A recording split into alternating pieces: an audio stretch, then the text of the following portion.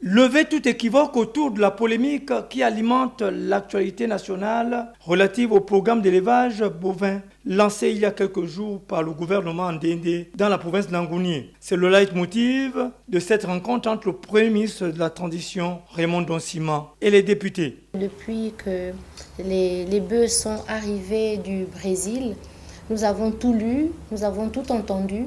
Il nous fallait, en tant que députés de la transition, aller sur le site, constater ce qui a déjà été fait.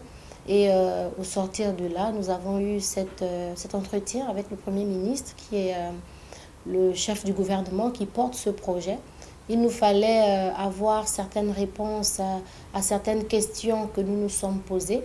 Il nous fallait avoir certaines précisions pour nous permettre de mieux cerner l'avancée des projets et surtout la vision, de comprendre où est-ce que le gouvernement veut nous emmener.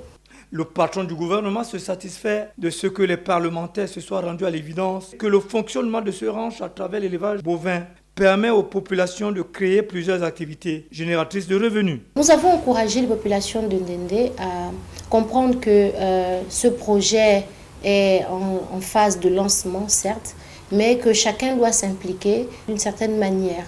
Autour de ce projet, on peut créer de l'emploi. Autour de ce projet, si on s'assoit et on y pense sérieusement, on peut créer des opportunités de business. Nous avons reçu à Ndende près de 800 vaches qu'il faut nourrir.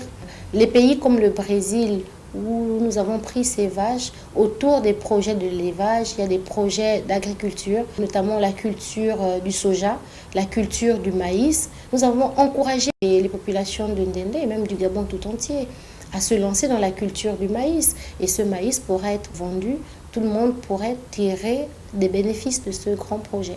La ferme agricole de Ndende constitue une plus-value économique à venir au Gabon.